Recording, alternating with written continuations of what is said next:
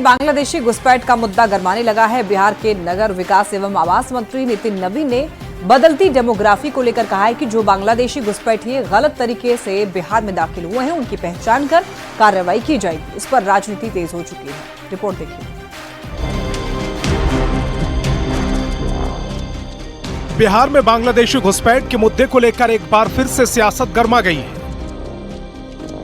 बिहार में जो भी लोग गलत तरीके से दाखिल हुए हैं, नीतीश सरकार उनकी जांच कर कार्रवाई करने जा रही है।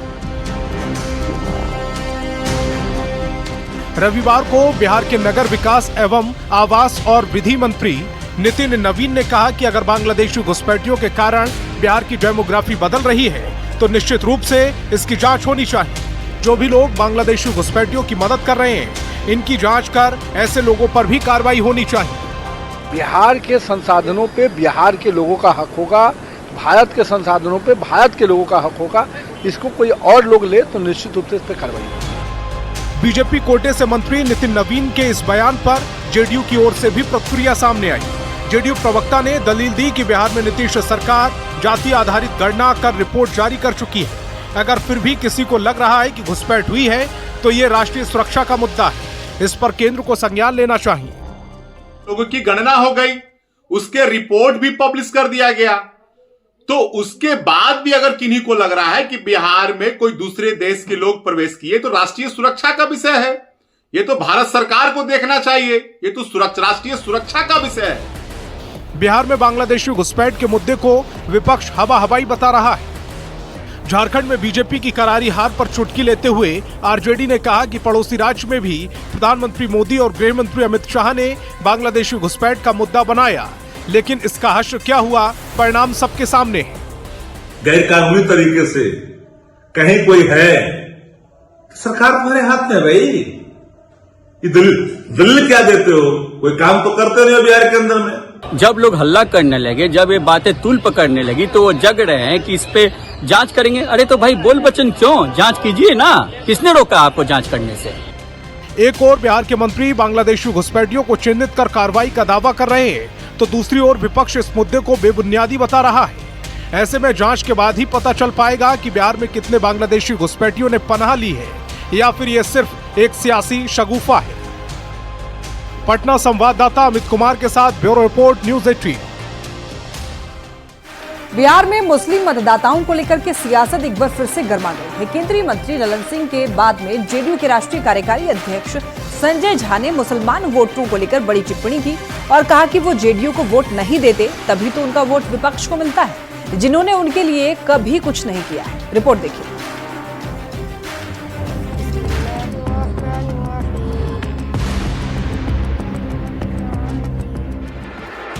केंद्रीय पंचायती राज मंत्री ललन सिंह के बाद जेडीयू के राष्ट्रीय कार्यकारी अध्यक्ष संजय झा ने एक बार फिर से मुस्लिम मतदाताओं का मुद्दा उठाया। इससे बिहार में सियासी भूचाल मच गया।